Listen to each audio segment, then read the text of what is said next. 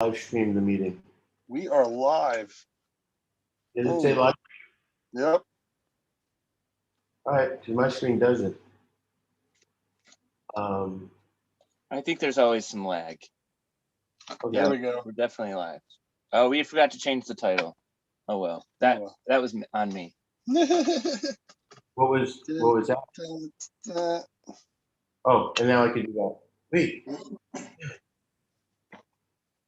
I don't know what I'm doing, guys. Just sing a song. Wait, I can do Hey, what's up? This is Stoner Morning Show. We're live. Yeah. And that's a good picture of Lex right there. And we're figuring it out live. Boom. There we go.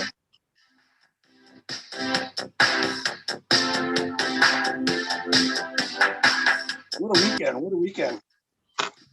How so? Mini bikes, jumping in the lake. Oh, yeah. This is, for us, yeah. Not for everyone. That was just Friday. Yeah.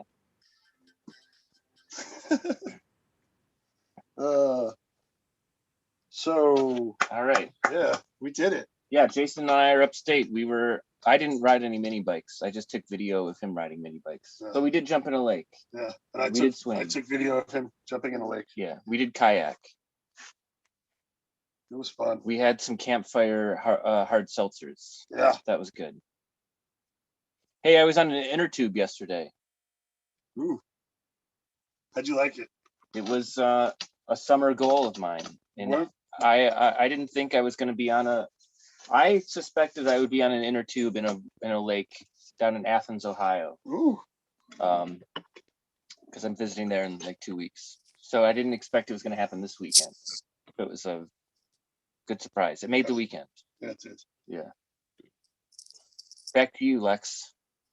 Oh, I got nothing. I just started joining the conversation again. I'm gonna try to share. I broke my laptop screen this week, and I can't find my fisheye lens, and I feel a little bit out of order.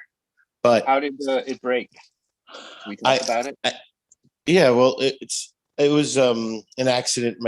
I had my laptop on my bed, and so my girlfriend sat next to it, and the plug came undone.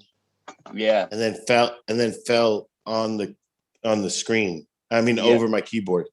And then when I shut it, I broke it. Oh no! So it was a team effort. Yeah. Nice. I broke a laptop once by balancing my laptop on the arm of my couch, and I was like, I'm just gonna go to the bathroom very quick, and then I was like, it'll be fine. It's going to be here for just a moment. And then when I came back and sat down, I sat down too hard and bumped it with my arm, and it fell off onto the ground. I wonder if anybody's ever, you know how people drop their phones in the toilet? I wonder if anybody's dropped their laptop in a toilet. Yeah, I bet you. Yeah, of course. Yeah. I had once I had a laptop. The other time I broke my laptop, I had it.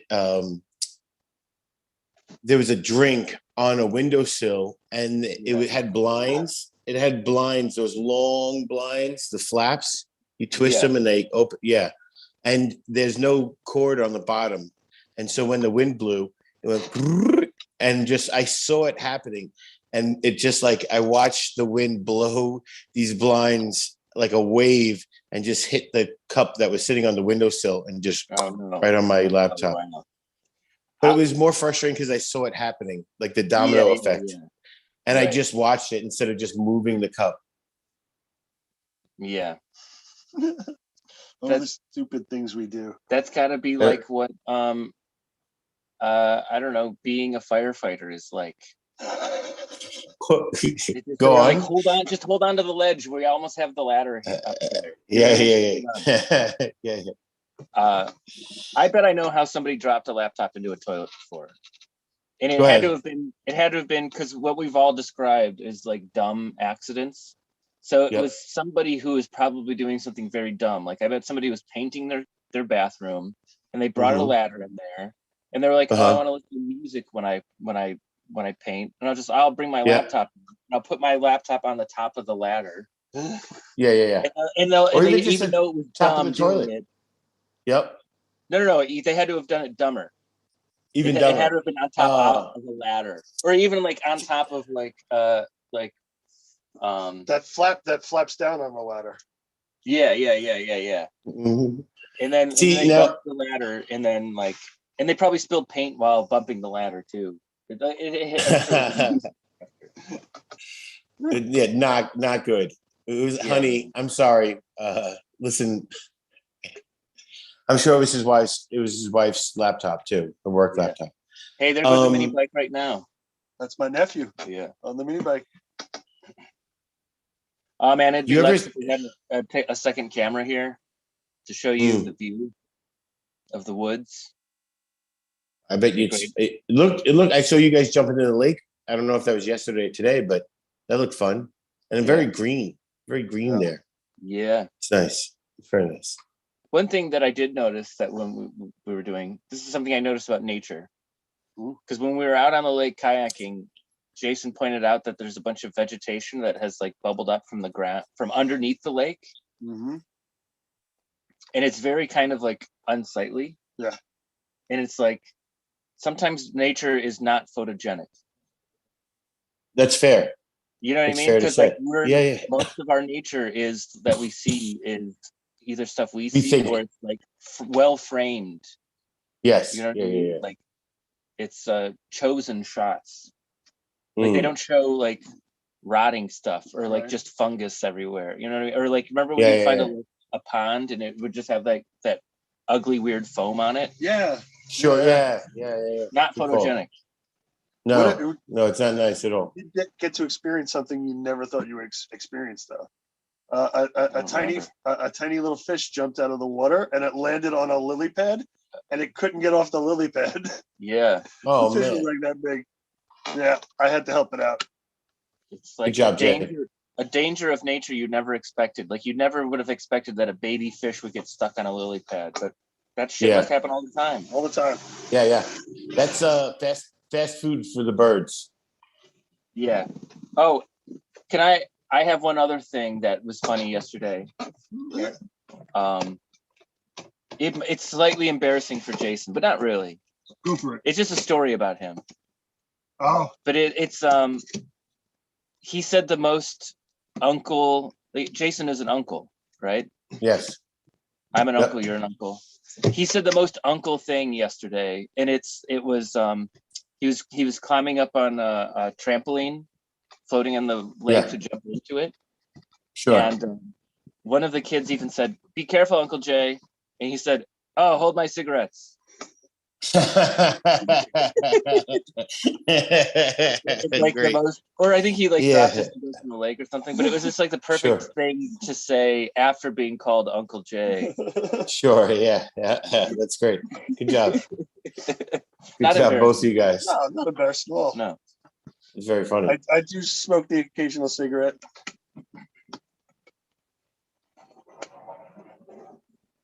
Did you hear that skid? Yeah. Yeah. What's going on? Just a mini bike. Random antics. Yeah. Shit goes on up here all the time. That's the beauty of up there, right? These guys running around doing, dirt bikey type stuff. Yeah. I've been here less than a day, and I've already heard gossip about neighbors. Yeah. Oh yeah. And it's not even from this family. The gossip came from other neighbors. Like they came over and like, "Oh, nice to meet you. Oh, you live in New York," and then just immediately launched into gossip. Okay. If you guys are watching, hi. Human contact. They're just happy to talk to somebody new. Oh yeah. There's always someone. Maybe they were there's always the last person to hear it, so maybe they were the last person. Everybody else, they go up and be like, "Have you heard about this?" And they'd be like, "That's right. Yep, totally." Yeah, everyone on the lake knows except for me, but now I know. Now I'm caught up. Now you know. Yeah. That reminds me of some thought I had recently, because you said, you were the last person to find out. I was thinking about Bigfoot again, which I sometimes do. Oh.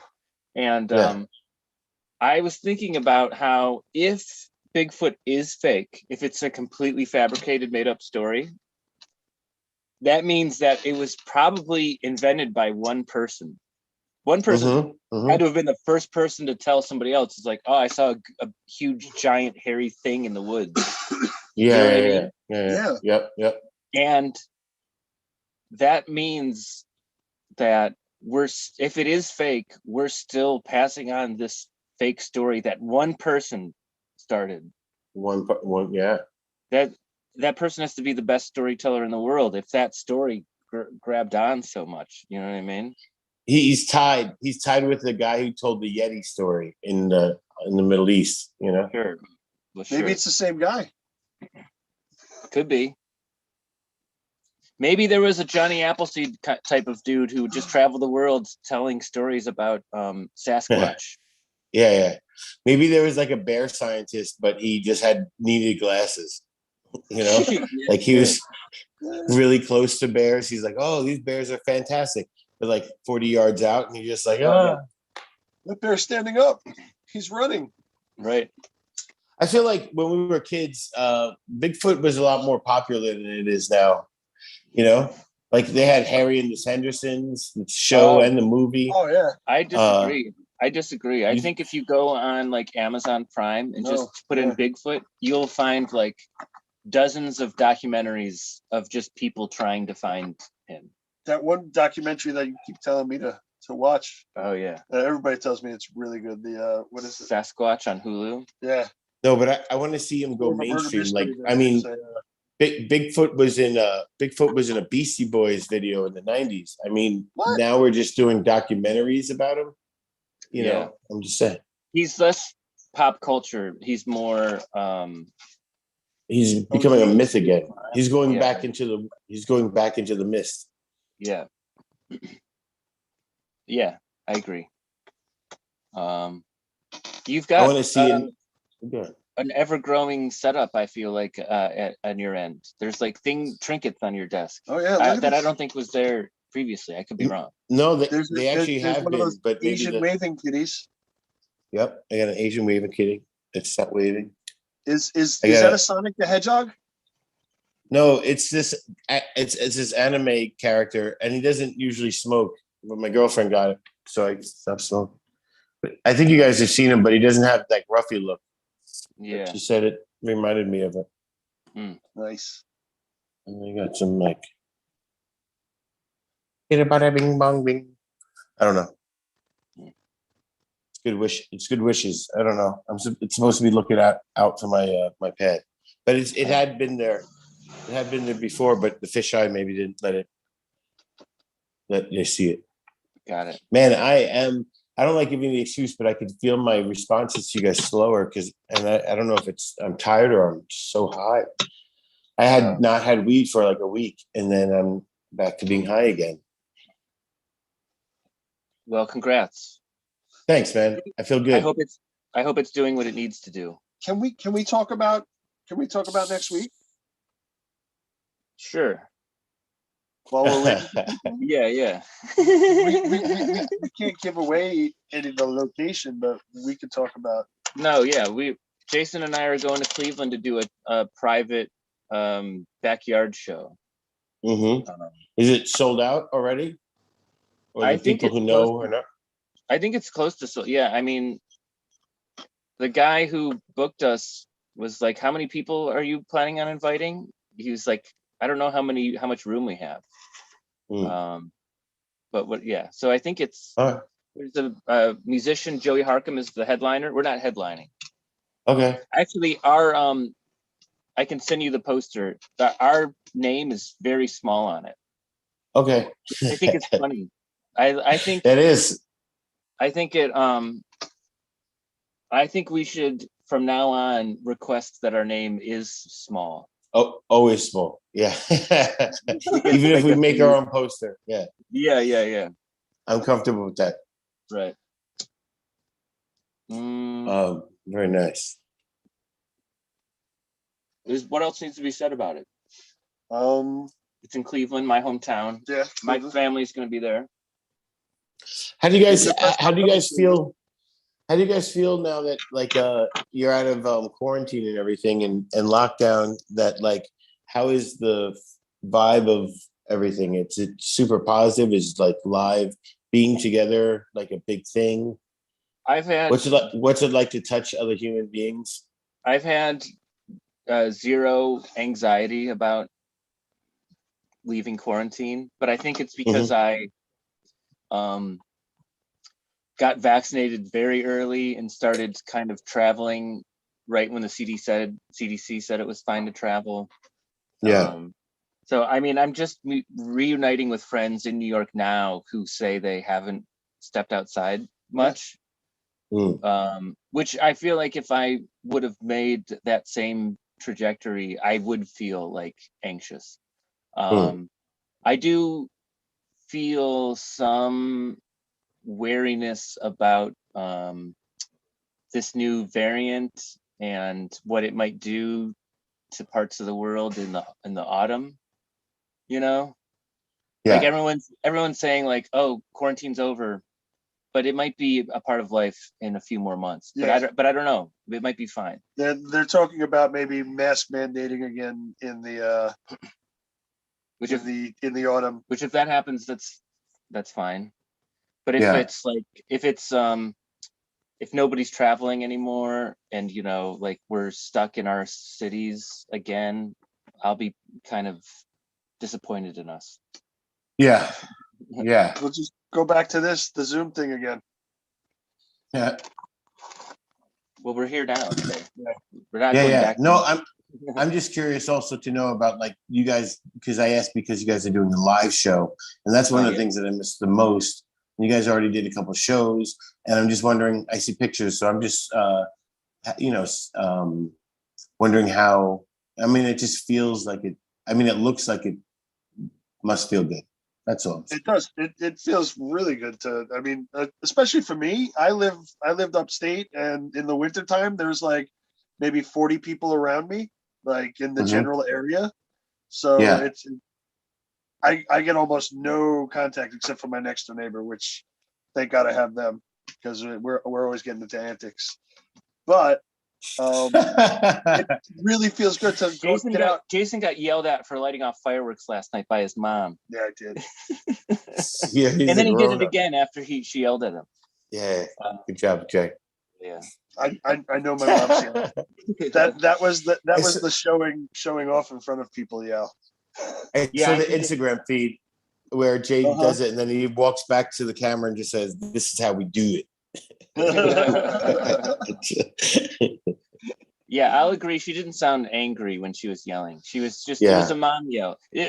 She actually gave kind of a funny monologue last night. I forget what it was. I think it was while we were eating. I think one of the brothers said something like kind of crass, and Jason's mom stood up and it was like, all my life I've been surrounded by boys. My husband is a boy. I had 3 boys. I had so many boy grandsons. I had brothers. I'm sick of men. I get it. Yeah, I agree. She has a great mom voice. Like if she has a great mom voice. Oh yeah. New York, Long Island. Yeah. It's funny being up in the woods and hearing Long Island accents everywhere. Yeah, I'm sure. Yeah.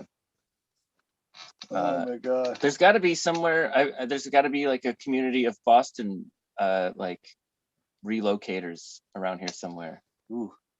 They have another. They have another lake. Yeah, another little lake. Different lake with a bunch of Boston accents. Hey ma. Yeah. No, there is a Jewish summer camp lake, like less than a mile from here. Okay. And it's pretty cool to see them on the lake down there doing their stuff. They always seem like they're having more fun than us. We're just. It definitely seems like that. Well, but Sean, you went to camp when you were a kid, right? You went to a camp once? I went to Cub Scout camp a few times. I never got to go to there's no movies about Cub Scout camp. There's movies about summer camp where there's like girls around. Yes. I went to a camp where all of the campers had a crush on the archery teacher because she was like the hot woman that worked at the camp. Okay. Was she hot? to be honest, I remember telling my friends, I was like, I don't think Roberta's that attractive, but I do have a crush on her. Sure. You know? I don't want to disrespect her or anything. It seemed like Yeah. good. So I had a different camp experience. You know what I mean? I was like earning badges. I never did. The closest I went to camp was when camp we was were. fun, but it was fun. I think it was like 8, and we went to Disney. My family went to Disney World, and so I guess they saved up for it. But my dad's still a cheapskate, and when we drove down in like an old station wagon with the wood panels on the side, and that story of like the kid, like I remember sitting all the way in the back with like the trunks, like the luggage in between us, so you couldn't even, like it was my own little vacation. I've heard other people talk about it, but I literally had that experience. But we got a pop-up van, we got a pop-up trailer that you could attach to it. We borrowed it from a friend. Yeah. And we picked it up on the way as we drove from New York down to Florida. And then when we get to Florida, we had this little section of this like camping ground, and he opened up the pop-up, and the thing hadn't been cleaned out in like 20 years. It was horrible. And then as we went down, everybody in my family had gotten sick except for me, because I had that wall of luggage in between us.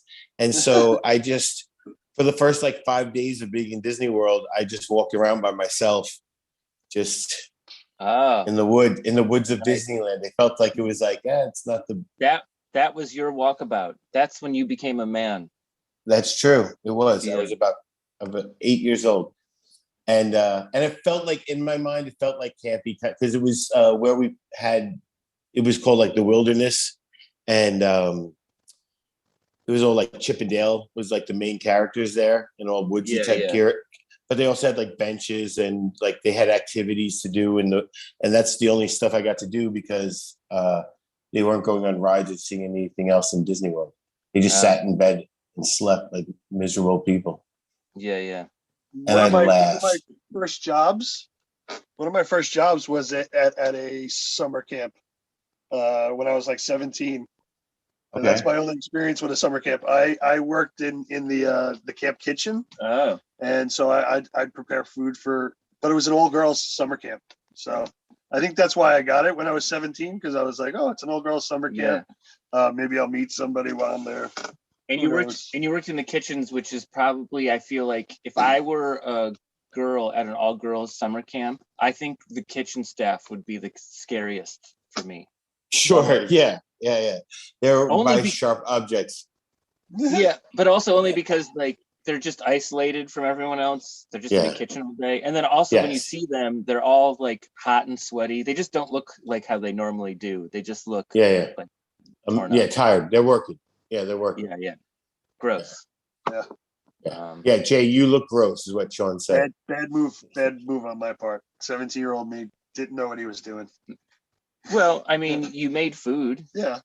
You did your job. I think I took the job though, because I wanted to meet chicks. Sure. Outside of my general like area of course. At 17. Every year that I was in high school, every summer, except maybe senior year, I applied to work at this very popular ice cream parlor by my house, because it was all girls working there. Yeah. And I always just was like, maybe this is the summer they'll hire one boy. One lucky boy. And I feel like I would go up there, and sometimes I would be asking some girl that I knew, someone I knew from like grade school, if I could have an application. And I think they always like rolled their eyes. It was just like, you're not gonna. They never said this, but it's like, you're not gonna get hired here. It's not gonna happen this year. Yeah.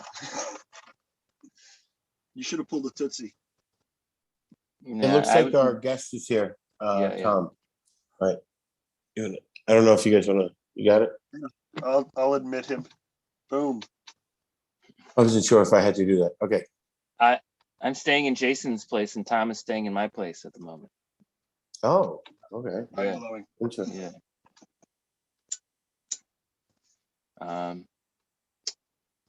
Well, Jay, what are you smoking? What are you guys smoking there? I'm smoking the rest. Good feed in. I'm smoking the rest of of the box that was sent to me by High Road Culture last week. So we're smoking on some Blackfire OG right there. Some good stuff. Telling you. I'll be honest. I don't know anything. I don't think I ever smoke a strain, and I'm like, I don't like this. Yeah. You know what I mean? Yeah. These could all be the same what strain. is? Oh, this is. What is this? I'm never doing that again. Yeah. Right. You never do that. You're like, cool. No. Oh, great. Yeah. I don't think like all of these could really be the same plant. I don't think I would know. Oh, do you think you can't tell? I don't think I can. I don't know. Oh, I can tell. I think I can tell. Yeah. If you were to smoke but this, I don't. This definitely has a much different taste than this. Okay. But I'll tell you this. Feeling. A much different feeling too. This is that Durban poison. Yeah. This will make you want to go run up the block back and forth a couple times. We'll smoke this in the 11 o'clock hour, perhaps. There you go. Jay, I'd like you to really take a notebook out and use Sean as a test subject. Like, this is science here. We got to get Sean on board. You know? Make him smell, show him the crystals, let him know the difference, you know? Help a brother out. People have all done this for me before, but I don't know. It doesn't register. I get it.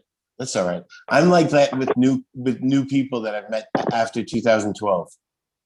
Yeah, right. I only know old people. Yeah, that's it. Yeah. What's up, Tom Bob? Yes, Stoner Morning Show. Hey, what's up? Hey. Oh, that shirt. What's going on, fellas? Beautiful. Yeah, he's sporting one of our shirts. Nice. Fucking. What time is your sporting one of your shirts? Huh? What time is your show tonight? You're doing a show in New York City. What time is it? It's in Brooklyn at the doors are at 7 and the show is at 8. Nice. Sweet. Now tell us a little bit about the Psychedelic Psycho. You've told us before, so I know what this works out, how this works out, but tell everybody who's listening to us right now. So it's a psychedelic show. It's a comedy show where I get about 5 comedians. It's a showcase format. There's 4 to 6 comedians usually, and we all meet up an hour before the show and we dose mushrooms or LSD, and then about an hour later we perform stand-up comedy, and it's the best thing than sliced bread. It's like catching lightning in a bottle. You know what's gonna happen. Yeah. What are people gonna be doing tonight? Give us a tease of what people are gonna be on. It's gonna be either.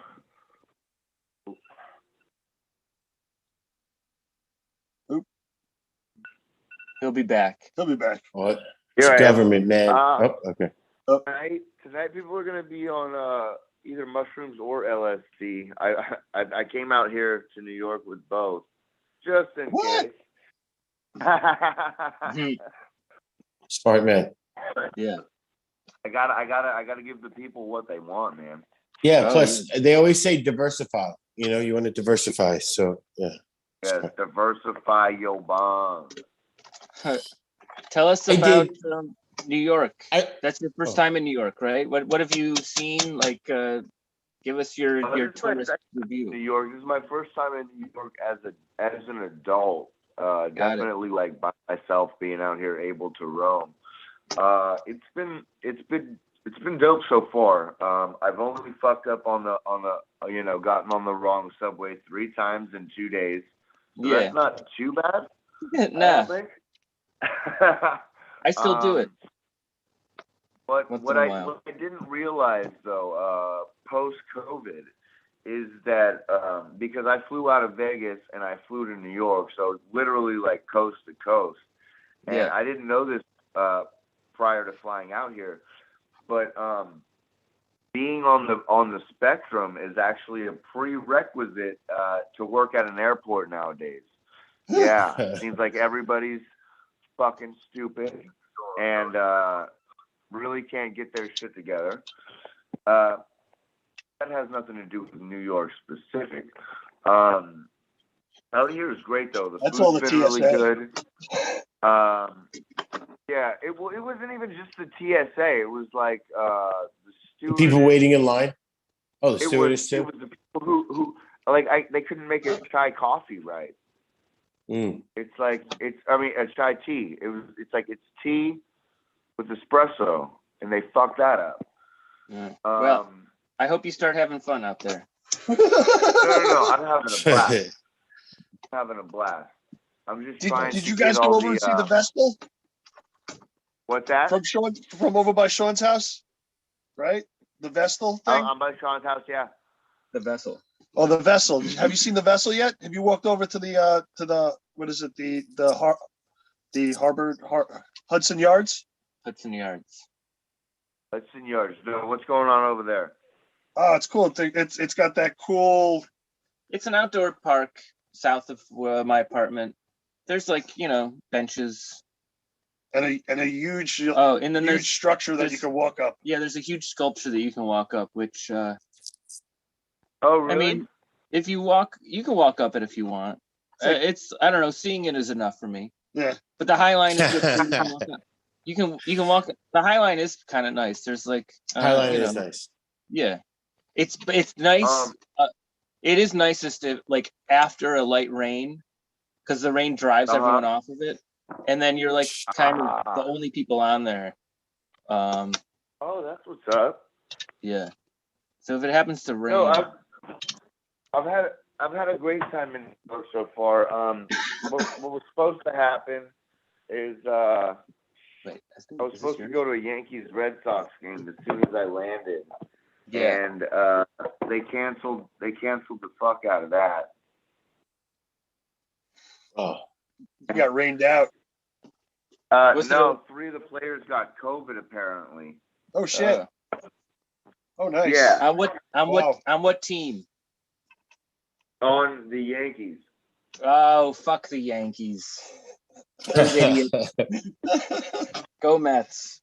Wow, yeah. Go Mets. That's funny. Yeah.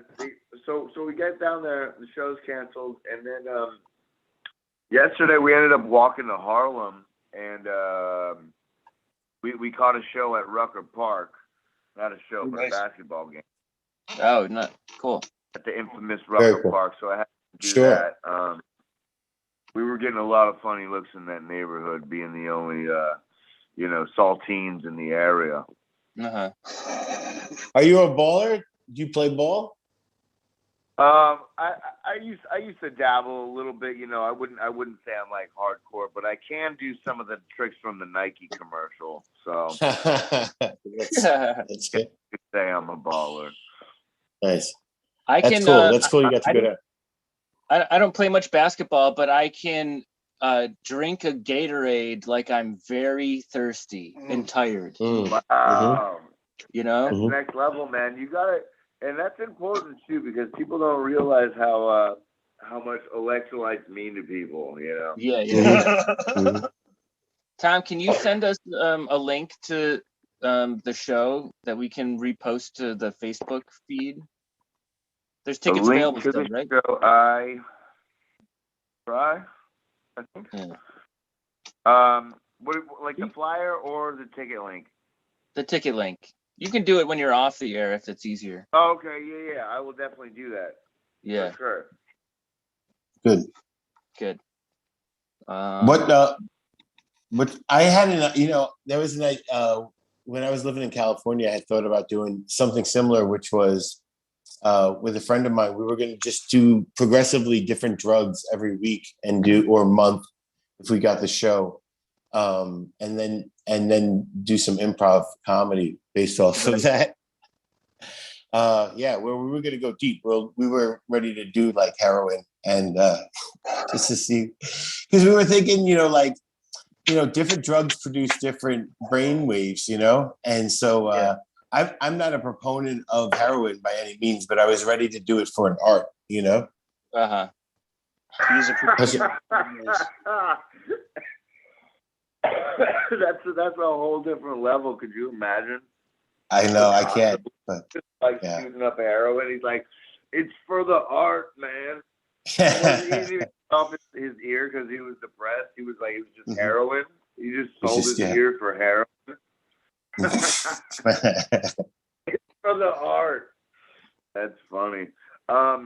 Yeah, I saw this chick out here on heroin, and she was on a good one. Like, I've never done heroin either, but she was just standing there in Harlem like this. Oh. And she was stretching like good. And I was like, man, that looks actually not too bad, you know? Yeah, right. And I was like, but that's some shit that you would do in your house. And then it hit me. I was like, she's on heroin. She doesn't have a house. Yeah. It's most likely. But yeah, heroin or meth, I've never done. And weed and coke. Comedians are pretty much on weed and coke at every comedy show, anyways. Yeah. I did mushrooms once. Sean actually, the only time I really did mushrooms on stage was, or it really wasn't on stage, but you had that living room show, or it was when Bobby Aces left, and man, I was tripping a hard one. I thought I did so much shrooms that night. I thought, the next 2 times I did mushrooms, it didn't even hit me. I almost felt like I was scared, like the mushrooms took away their gift to me, I was like, oh no, I abused my power, You gotta respect the mushrooms, man. I know. It went hard. Can't just be doing mushrooms all willy-nilly. I was just growing them. I think it was like my first batch of actually growing my own. So I was just like, man, I just was living large. Tom, all fresh rooms too. Go ahead, Tom. Yeah, go ahead, Jay. Tom, do you grow your own mushrooms or do you procure them? I get them a very special way, actually, by going foraging to LA. Oh,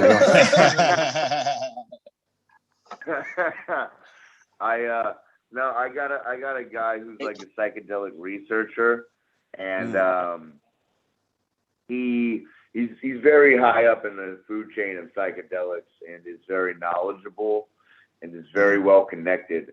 So it sounds like it's a nice drive then, from Vegas to LA. It sounds like that's a nice drive. It's always a great trip. Yeah, or he comes out to see me because he actually he does my show a lot.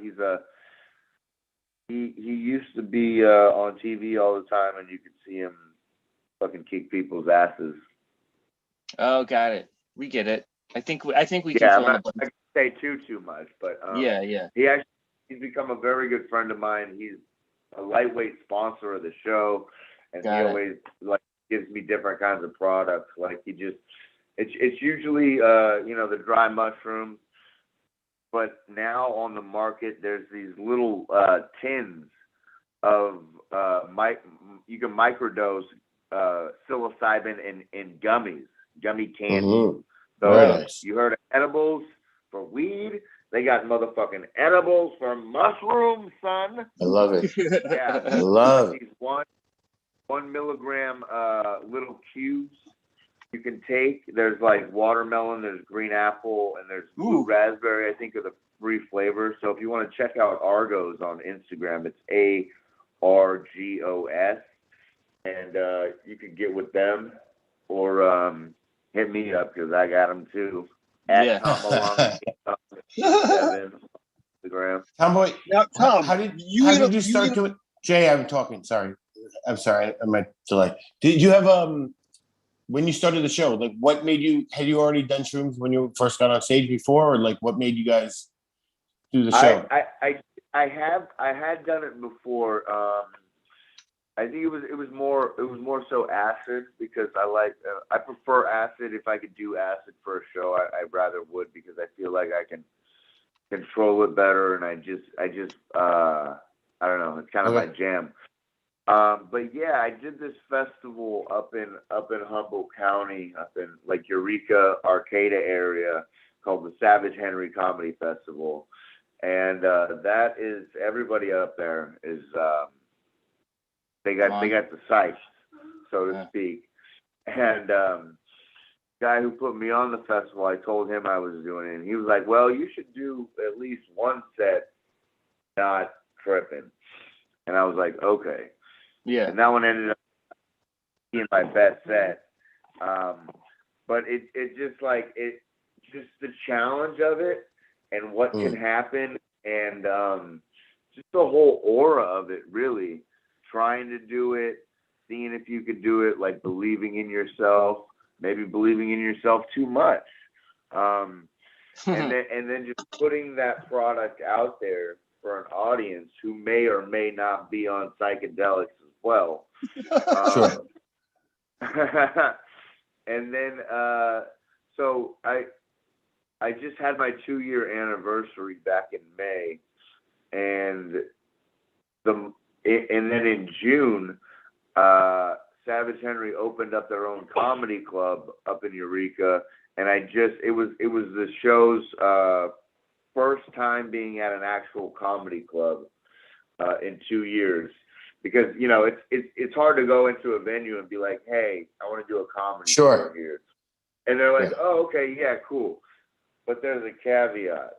We're all gonna be psychedelics, and I've literally now done this show all over the country. Tonight's the first time in New York. I started it in Vegas. I've been to it's monthly pretty much in San Diego, Phoenix, El Paso, Seattle. I've been all these places and gotten venues. So I feel very fortunate and very blessed. There's still a long way to go, but I'm stoked for the journey, man, and I'm really happy.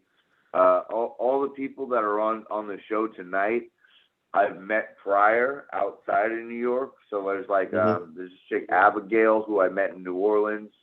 She actually got me the venue out in New Orleans to do the show. My homie Joe Gorman from San Francisco. This cat Jason Boomy who lives in Buffalo, but I met him at my 420 Fest out in Vegas. They're all out in New York, and I all fuck with them heavily, and they all fuck with the show. So I'm like, cool, let's do it, and I'm excited. So I have a question about Vegas. Yeah. When you Go drive ahead. from Vegas to LA, is there anything that is a stop halfway in between that you're like, this is where I have to go for food, or even if it's a stop for non-food, is there any place that you have to go in between, or do you just do it? Good question, Sean. It's not so much like you have to go, other than you have to go because that's just the route. But, in Baker, there's the world's largest thermometer. Oh. That was built. Is it accurate? At the world's first Del Taco. Nice. So if you like Del Taco and you want to see how hot it is and you have terrible vision, I recommend going there. Yeah. I would be skeptical at how accurate it is because it's so large. I mean, I haven't seen it. Yeah, it's like fucking like Paul Bunyan. They made it for him or something. Yeah. Right. Heat feels different for big, I would think. Would it be an oral or a rectal thermometer? Man, for me, neither. For Paul Bunyan and Baby Blue Ox, you could go full ass to mouth. Yeah, that'd be up to you. No babies.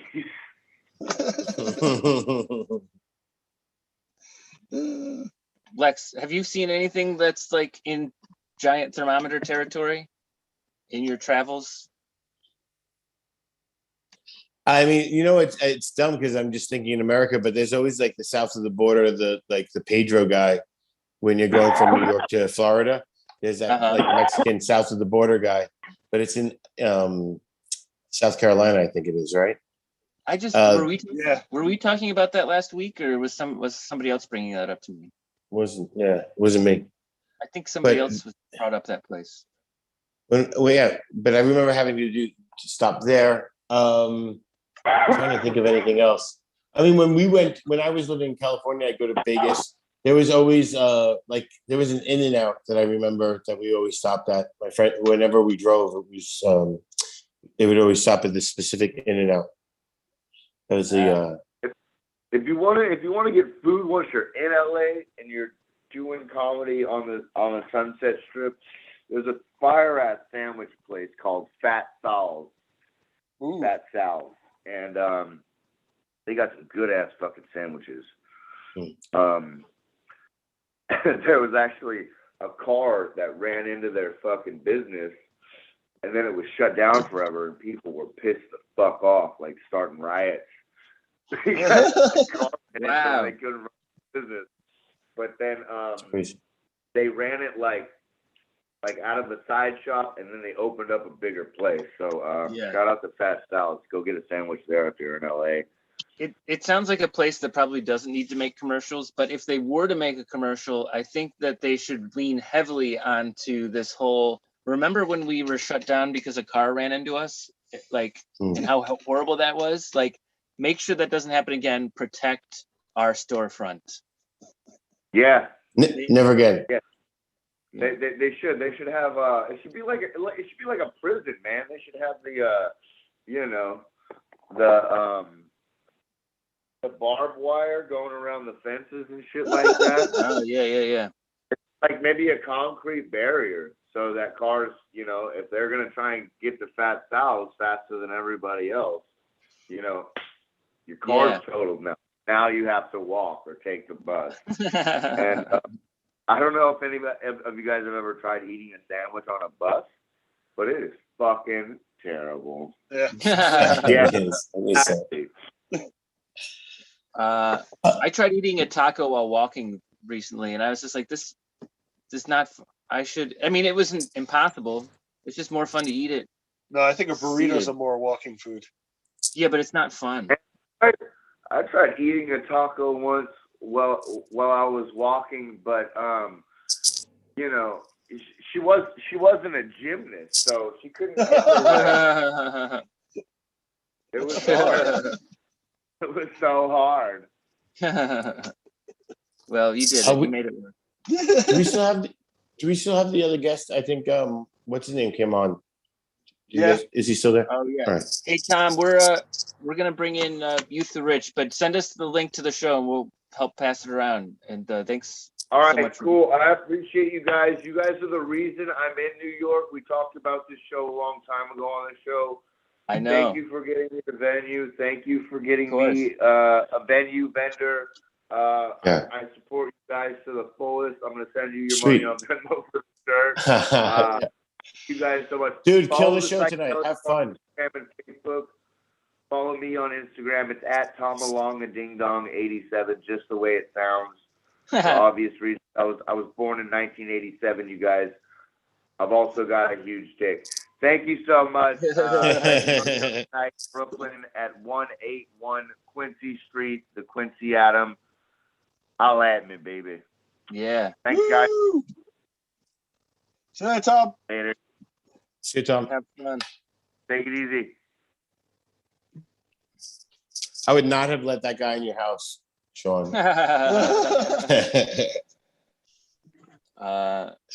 There's Youth. What's up, man? Yeah. Hey, what's up? I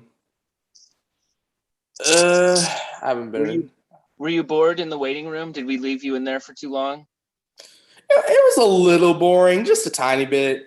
Okay. No, all right. It's fine. It's fine. Yeah. Well, thanks for keeping your spirits up. So, Youth, I hear you got a new album out. I'm working on an album, but I got a couple songs out. Yeah. A new EP or just some singles? I'm thinking I'm gonna like re-release some of the singles I've made. Yeah.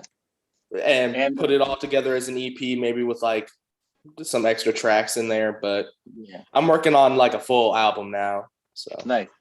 I think I saw something on Instagram that are you starting to do more live shows? I'm looking to do more live shows. I'm trying to get that all kind of figured out, but I'm thinking about, opening for a couple of artists, because I feel like that's a good way to get your name out there. And plus, I like performing live. Oh yeah. The one time I did it, I enjoyed it. So, well, what steps have you made to try to get more live shows? Have you? I know you made that post. Have you just even like approached venues? Like where shows are? I haven't approached venues, but I've been approaching like people who book events and stuff. I've been asking them. I could try and email a venue. My only problem with that is professional writing is not my biggest strong suit, and there's also the fact that I'm relatively small, so I would have to like try and pull out a crowd for someone that people don't even really know. But we need to come up with a gimmick. We need a gimmick. Well, do you have any live shows on the horizon? Has anything not materialized, but even just sort of like, okay, yeah, maybe in like 3 weeks or something, Not yet. Okay. But it is something I am looking into, and I have some people that are, they're looking to help me out. Got it. All right. Well, if anybody's watching this and has any connections in Texas, the whole state, how far would you travel for a live show? How many hours? I live in Austin. I could go to San Antonio, Houston, Dallas. Really, as long as it's not in El Paso, which is like 6 hours away, I'm fine. Oh yeah, you'll get something in Austin though. Yeah. So I think. Oh, what were we gonna say? Yeah. Oh, do you have a favorite barbecue place in Austin, or is that something you don't mess with that much? Have you been to Austin? I've been to Austin, yeah. And by asking that, it doesn't necessarily mean that I am a barbecue person. I think I ask about barbecue a lot in terms of regions because I know other people love barbecue. I'm sorry, North Carolina has the best barbecue. So if anybody's going to try to refute that, let it happen now. Let's put it on the table. I am going to have to refute that. All right. But I feel like it's not even a fair comparison because it's like a different type of barbecue. It is. It totally is. So totally is. You guys do all that like dry rub stuff and everything. Yeah, I like dry rub. Dry rub's good. I like that spicy vinegary sauce though. What's the name of that barbecue place that everybody loves? Everyone says it's the best place. It takes 3 weeks to get a reservation there. Do you know it? I know what you're talking about. I haven't been there, but I know what you're talking about. I just forgot the name. Yeah, I've been there once. It was good. Yeah. It maybe was the best. Maybe was the top 2 ribs I've ever had. Really? Yeah, and I don't like ribs. So I mean that's a testament to how good it is. It's like if they made something that I'm like, I don't usually like ribs. Best ribs I've ever had though are probably in Miami, or not Miami, South Dade in Miami, Florida. Listen to this guy saying North Carolina has the best barbecue, but then for best ribs just goes best ribs are in Miami. Like, come on. This guy jumped several state lines. Oh yeah. To go. I don't think he really actually loves North Carolina barbecue. I do. No, I secretly love Kansas City. Have you been to Kansas City? What other barbecue have you had? I haven't. I'm gonna be honest. I haven't had much like barbecue. I've had some Carolina style barbecue before, but that's about it. All right. No pressure. I've had Texas barbecue, obviously, and a little bit of Carolina barbecue, but yeah. Lex, I think, is dealing with some technical things. We'll find out soon. But All right.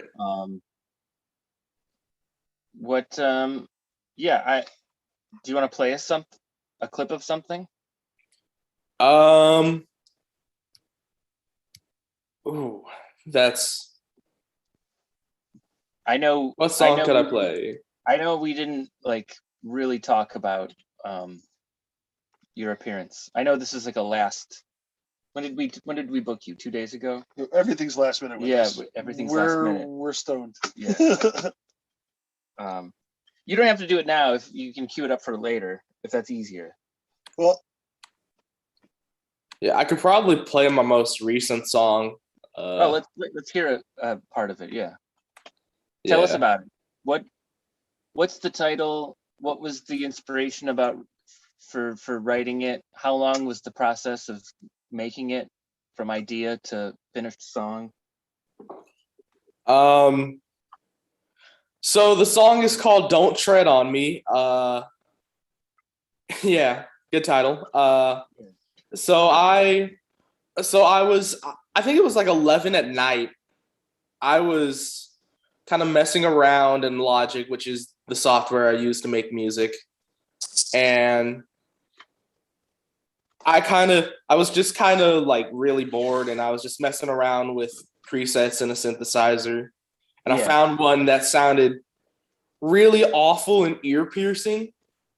And so I was like, what if I just repeat that sound and I just throw some drums on it and some bass. And it ended up coming out a lot better than I thought it would. So I decided, I got to get something with this out like now. So I wrote some lyrics. I wrote the chorus, "Don't tread on me, don't tread on me. If you got a problem, know you wanna, but don't step on me." Yeah. And I should phrase, I'm not one of the people that's gonna run around carrying "Don't tread on me" flags and all of that, but I thought it was ironic. It kind of sounds, it's ironic. It sounds kind of cool, and it's very ironic. So I decided, hey, why not? And when I released it, I was actually shocked because it kind of, for my standards, it didn't blow up, but it was getting attention, and people were like, "Youth, this is an amazing song. This is one of my friends told me this is one of the best songs I've heard from you." Wow. Whoa. And I was like, really? I wasn't expecting it. Yeah. Let's hear a little bit of it. All right. So how do I do this? I'm not the best with Zoom. Oh, no. Should I just screen share it? Yeah. Try that. All right. Let's see. Screen share. Spotify. Let's see. Share sound. This is "Don't Tread on Me," a world premiere from Youth the Rich. Yeah. So. Can y'all hear it? All right. Yeah.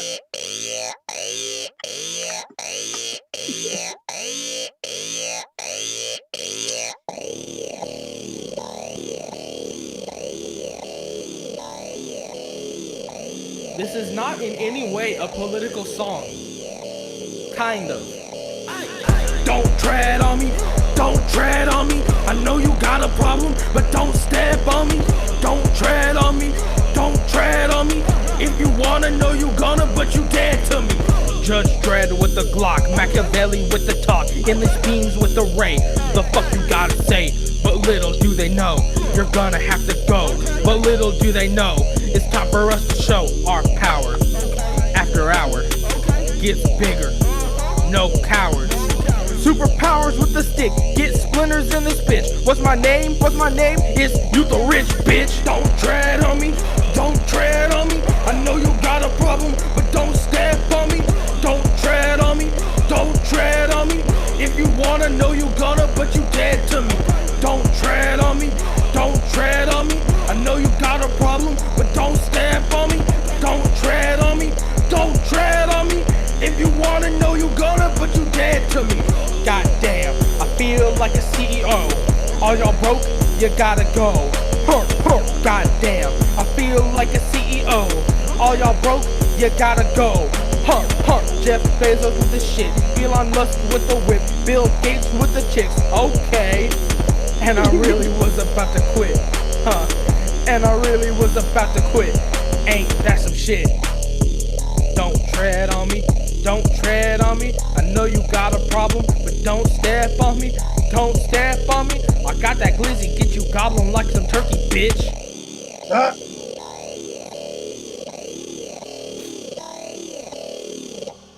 Yeah, there you go. So that noise sounds, that's cool.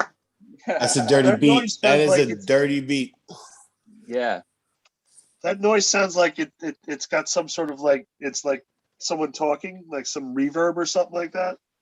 Yeah, I added some reverb onto it, kind of like once the beat starts to kick in. But you heard like the dry sound just at the beginning, the same loop, nothing added onto it. So, yeah, I like it. It also, I might be wrong, but it sounded like you made yourself laugh in the song. When I think when you're talking about Bill Gates and his girls, did you make yourself laugh a little? I kind of added like, sometimes I like to just do stuff with my voice to convey like a certain message, but yeah, I just kind of started adding like I don't know how to describe it, just kind of like an inflection a little bit. Got it. Yeah. Sean is just really interested in you being funny. Yeah. Didn't you ask me last time if I was here if I'm a funny guy? I did. Yeah. And and he followed up with us. Yeah, he followed up with us a couple days later.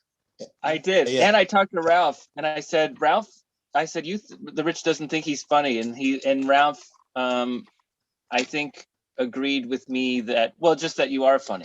That's all. Yeah. Okay. Not unintentionally. You know what I mean? Yeah. Like funny in a good way. Like, yeah. Speaking of which, I never got to thank Ralph. I finally got to see him perform live at the last show that we did in New York City, and he's awesome. Yeah, Ralph killed it last week. Dude, so good. So good. Yeah, I'm glad I got to see him perform live and actually got to see him. That's one of the people that I haven't seen since the since COVID. Yeah. So, yeah. Right? Is it all right if I do this? Yeah, do it. Yes. Yeah. Don't pack too much in there. Well, but everybody got real quiet, like something big was gonna happen. I don't know. Man, I tried to roll a joint last night, and I had these little tiny ass papers, just so small. And I've never been a good joint, and I was just like, who the hell am I? I'm a co-host of the Stoner Morning Show. I can't roll a goddamn decent joint. It was so disappointing. You and me both. I'm gonna start practicing. Yeah. You and me both. What you said. I'm gonna start practicing. I don't care. I don't need other people to tell me what kind of stoner I am. You know what I mean? Like, yeah, but I'd like to be able to just do an adequate one. Like I couldn't even get it to. I was like, all right, we're just smoking out of the bong. I got to be able to at least put something smokable together. I mean, it was embarrassing.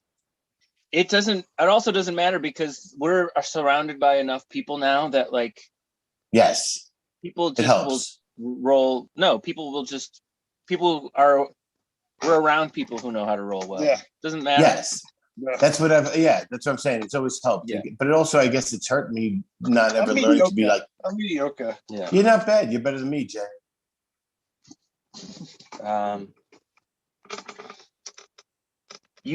The Rich. What are you watching on? Did you watch Loki? I've been watching it with my mom. I haven't finished it yet. Oh, okay. We won't talk about the end of that. We won't talk about anything because it's like, hey, we don't want I've been thinking about switching from Netflix to maybe going to Disney, just because I'm tired. I've seen everything and I miss the MCU. Do you think it's worth it? Do it. Yeah. Yeah.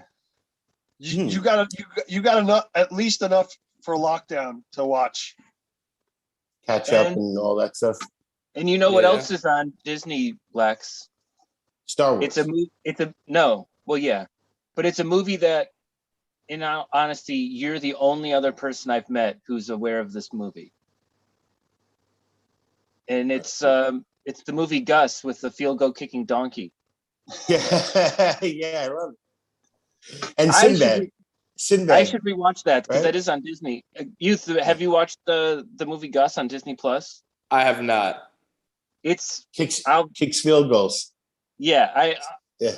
I haven't seen it since I was a kid, but I'll be honest.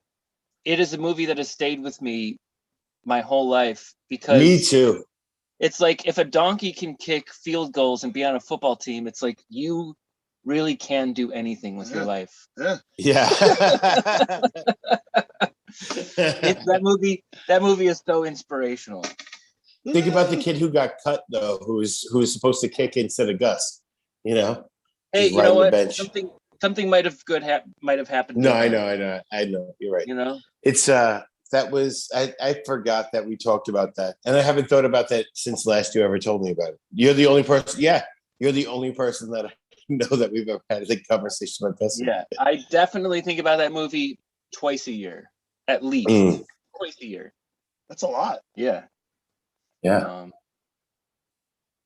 Would one of them be on your birthday? Huh? One of them on your birthday? Do you think about it? I think it's just a random thing. Right. I bet he still holds the This guy's records for always all. trying to talk about this guy's always trying to talk about my birthday. Right. Yeah. Did you do your half birthday yet? No, it's in September. Oh, it's in September. Yeah. Well, we're doing a half birthday in September. Yeah. Youth, do you celebrate your half birthday at all? Is that anything that's ever crossed your mind? Or can you consider it going forward? I've never celebrated a half birthday. I don't even, whenever I tell people my age, I don't even say if it's like half, quarter, whatever. But no, yeah. I don't either. Like once I made it to double digits. Yeah. What? Once he made it to double digits, he didn't say 20 and a half. Yeah. Well, I don't either, but I think it's just it's an easier way to celebrate you without the frustration of having to admit to people that you've aged a year. Yeah. Yeah. Or the convenience of free pancakes. Yeah, right. There might be a restaurant out there that gives you a free meal on your half birthday. Ooh, this would be interesting.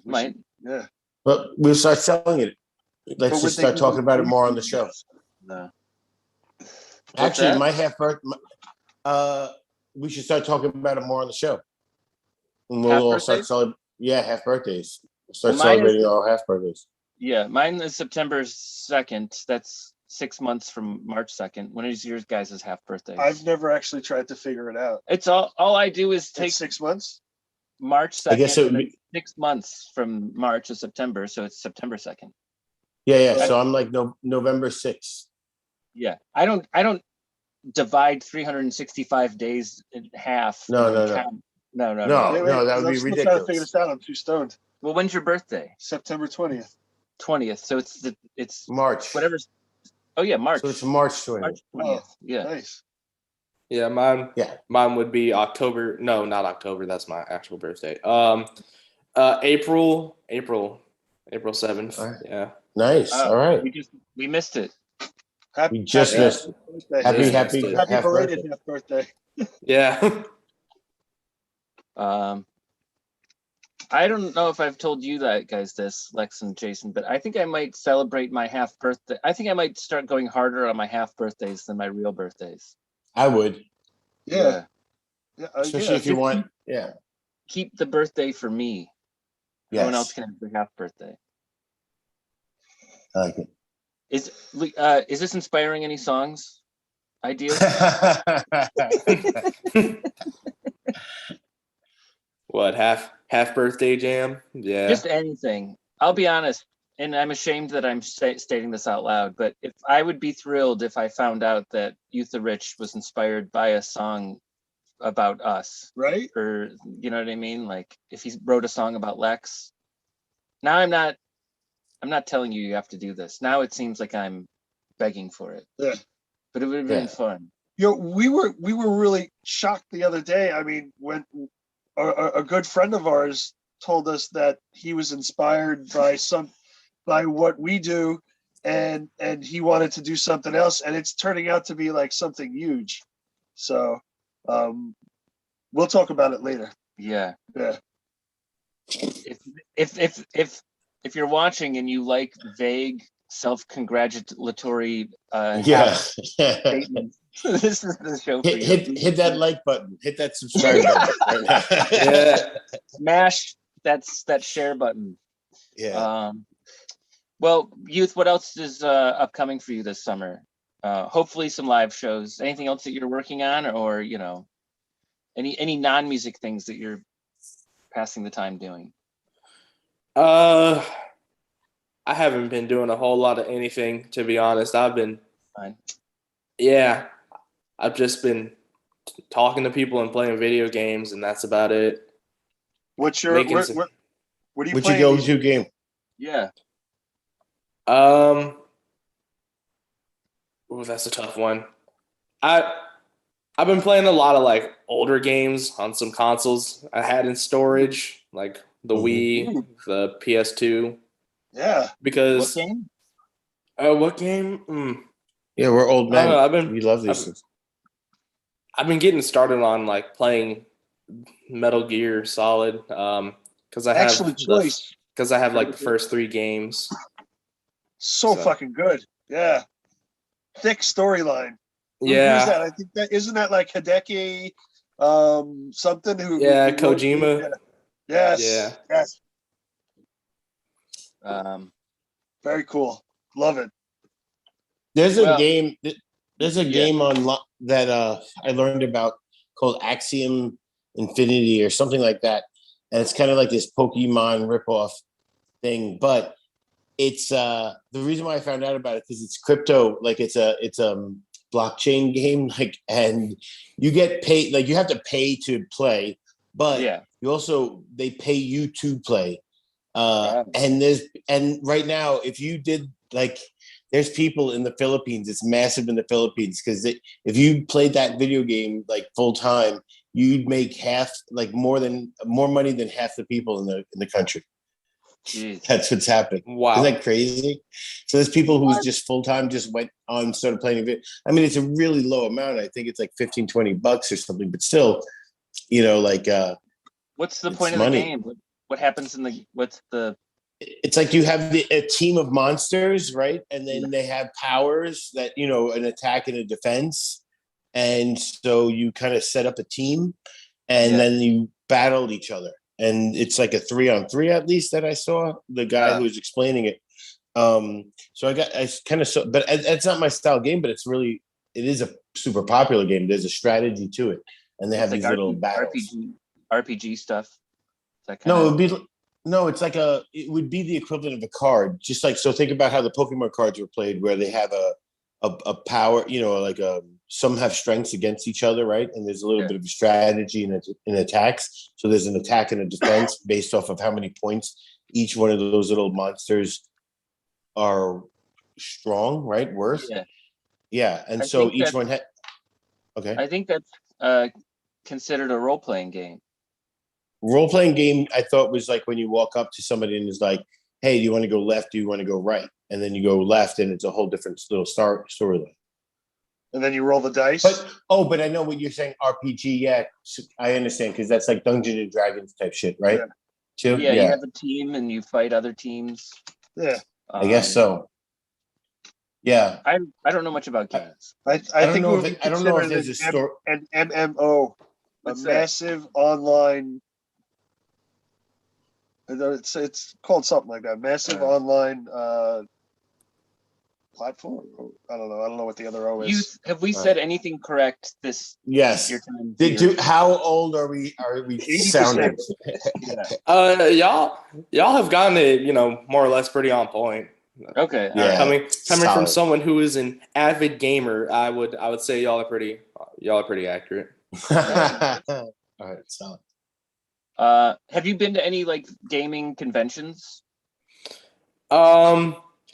Yeah, I think like 3 3. Yeah. Yeah. I'd love to go to a Games Done Quick conference. Do you know that? Yeah. Yeah. Yeah, I know Speedrunning. game. Yeah. It's like a speedrunning conference. Really? Yeah. People who can Oh, I speed like scare those. me because that takes like a lot of those. like skill. No, yeah. I mean, you can watch somebody speedrunning a game and they do some stuff that like glitches the screen, and you're like, how in the fuck did they find out how to Yes. jump that exact moment? Yeah. What they figure out how to do. Wow. Like they find skips in games that have been around for like 20, 30 years. It's just like, oh, we discovered a new shortcut. Yeah. You know what? Go ahead. No, Sorry. you can go. You can go. I was just gonna say, you know what I really like about those speedrun things is because I remember that happening with me and my best friend who had a Nintendo game. We would do like Super Mario Brothers 2, and at a certain point, once it became easy to beat, and you knew how to like, then it was like we'd get all the points you can get, right? And you could and all that stuff and then it became speedruns and we were timing ourselves. And I don't even know because what we had now, but to see somebody else doing that 20, 30 years later, I'm like, fuck yeah, that's so cool. I think part of the reason I like it is because it's like the unintended uses of stuff. Sure. In some ways. Yeah. Like it's it supports, it's evidence or like reinforcement for how much like a video game is an art in some ways, because it was created in a specific way, but then it's played and seen of in a very different way that was intended by the creator, which is like what art sometimes, Yeah. Especially even with the older ones now. And then, it's interesting because of that, then the people who made the next games would always add more and more to that, right. Fan service kind of shit. Yeah. It is, yeah. What are we smoking here again? This is Durban Poison. I don't feel like running around. No? No. All right. Yeah. Does it taste any different? I mean, I guess so. All right. Yeah. There you go. This isn't science. I don't see a notebook, Jay. You got to get him. You got to like do a flush for him, like 6 hours, no smoke. Oh, all right. Sorry, I'm wrong. I apologize. Oh, he's getting scientific. Trust me. Yeah. What else is new? Who? To who? Tell us something interesting or surprising. Youth, the show is sinking. Pull us up. So Youth, in your song, don't tread on me. You mentioned all those billionaires and everything going to space, right? Me and Sean just heard. I guess the some French billionaire went to space, right? No. Wasn't that just on the right? No, tell the story. Lex, he heard this completely wrong, but go ahead. Did I? Yeah. Okay, what they eat in space? Right. Yeah. Go ahead. They eat all this bougie food in space? Right. Like all these French billionaires? All right, what was the story? Because I must have heard it totally wrong. First of all, it was an old story because they also talked about how Elon Musk was going to be hosting Saturday Night Live. So this is straight from months ago. Yeah. Okay. And it was nothing to do about billionaires going to space, which did happen with Richard Branson and Joe Bezos didn't go yet. No, but it was just a story about how astronauts had wanted better cuisine at the International Space Station. And so some French astronauts did take up food that was like cooked in a Michelin starred restaurant. So they had better stuff. Not for all of their meals, but they just had better stuff for like for special occasion meals. Wow, I totally heard this. But it's way off. But so here's where Jason got confused. It was that SpaceX, Elon Musk's company, did launch those astronauts specifically to the International Space Station with the better food. So somehow Jason took all that information, was like, a bunch of French billionaires went to space and ate lobster.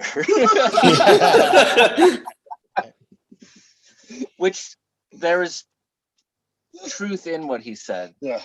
No, Sure. there's nothing true. In what I You know said. what I thought recently, though? Youth, do you have any opinion on Jeff Bezos and Richard Branson spending so much money so they can go to space for bragging rights? Like, do you have any? Are you an eat the billionaires kind of person? I'm not exactly an eat the billionaires kind of person, but I do think there are better things they could spend their money on. I agree. Like, yeah. Well, here's the thought I had recently.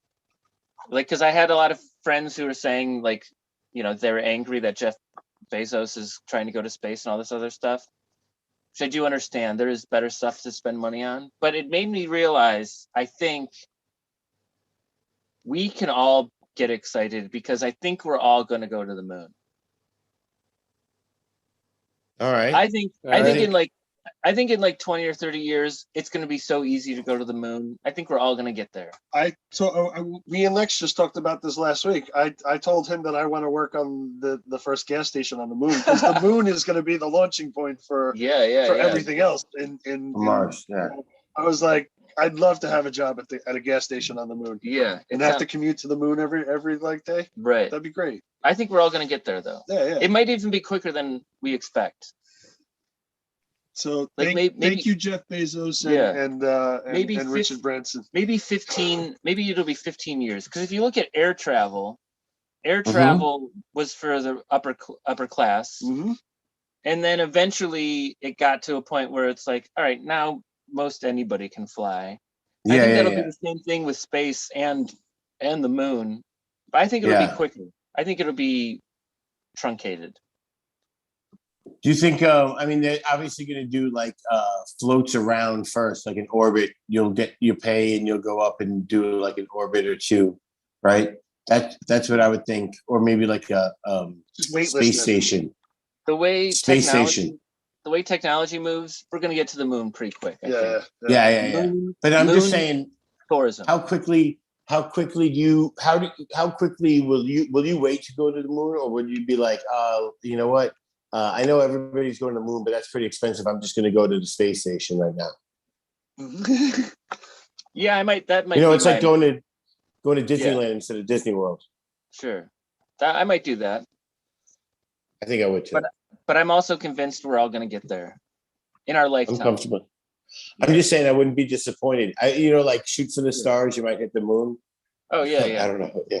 But like in this case, it'd be shoot for the moon and maybe get to spend a night on a space station. Yeah, right. Youth, do you have any aspirations for weightlessness or just losing weight in general? What like? Which one do I answer? Go to space. Do you want to go to space? Yeah, the space one. Oh, I would love to go to space. Is it going to happen? Probably not, but I would love to go to space. I think it's going to. I think it's going to happen. It's more likely for you than us because you're youther than us. Yes. Even your name. Yeah. Literally embodying it. Yeah. Yeah. I think you're going to get to the moon. Mm-hmm. I say get excited now for it. Yeah. I'm saying that, I'm saying that to everybody. Really set your expectations now. This way you will be disappointed. No. If you it's a guarantee. First guarantee, Jay, put it in the ledger. He's got a notebook. Well,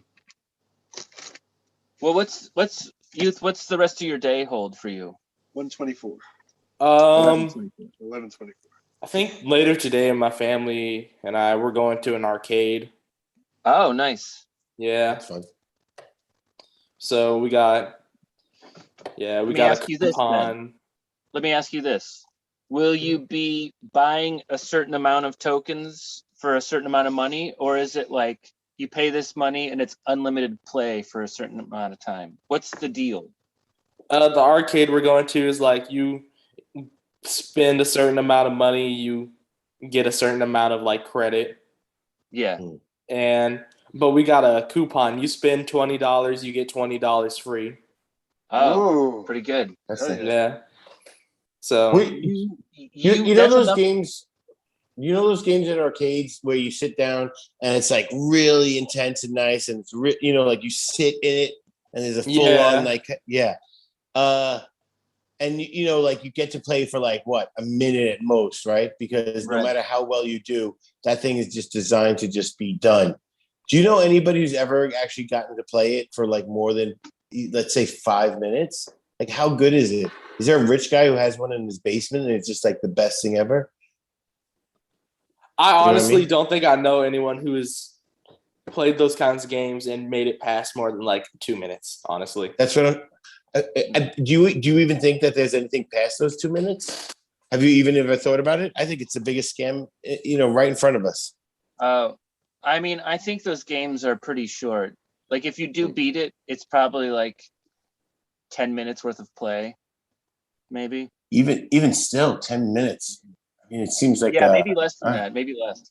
But I was at the arcade with a friend and we played, one of those like you sit down and it's an immersive thing, and it was a Jurassic Park game. Oh yeah. Yeah, that's what I'm thinking about too.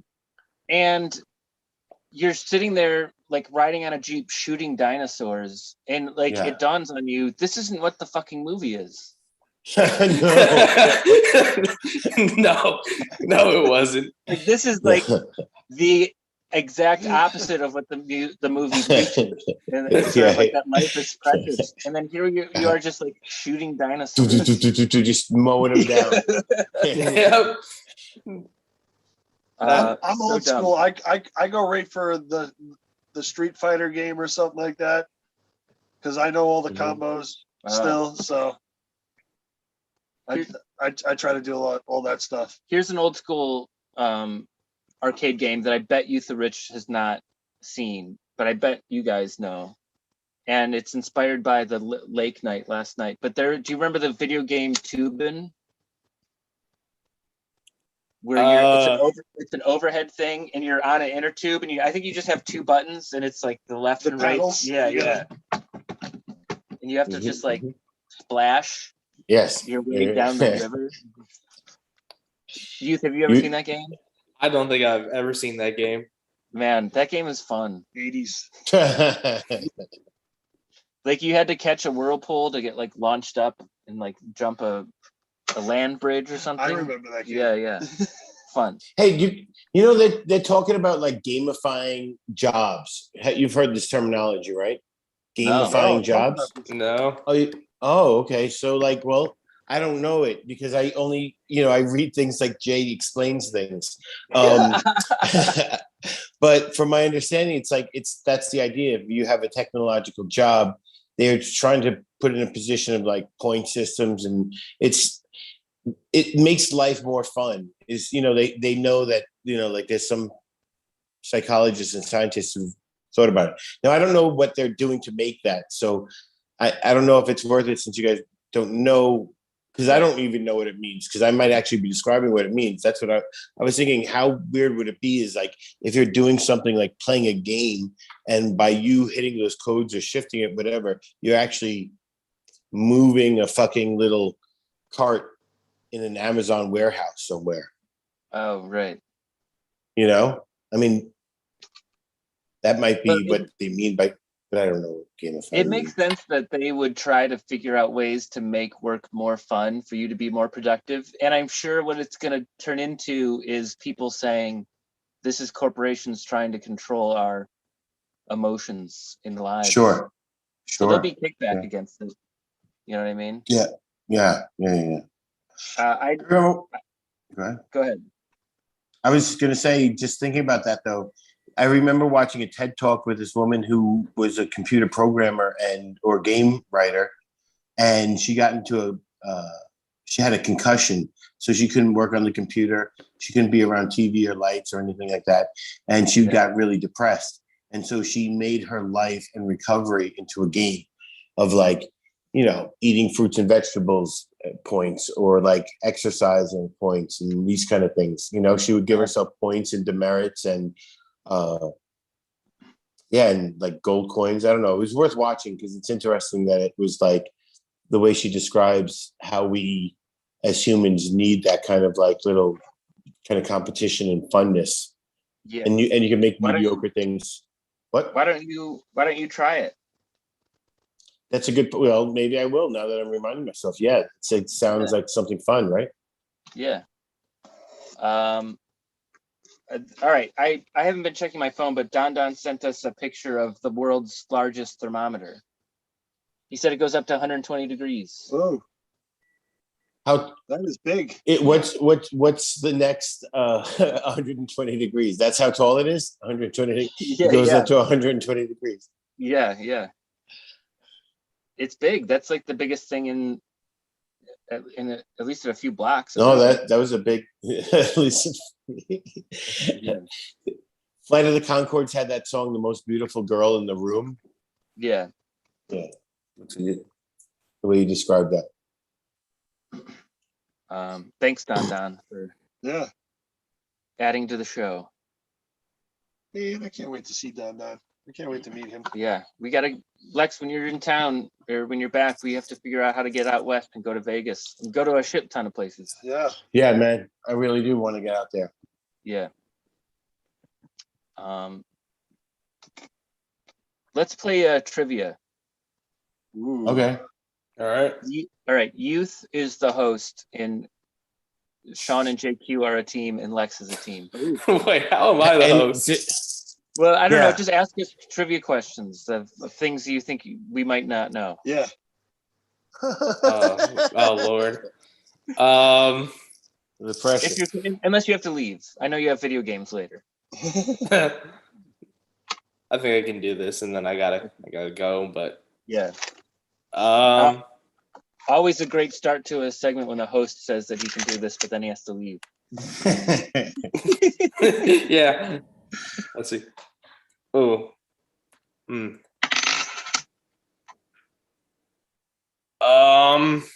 don't know what we're doing later today. Even we've not discussed it at all.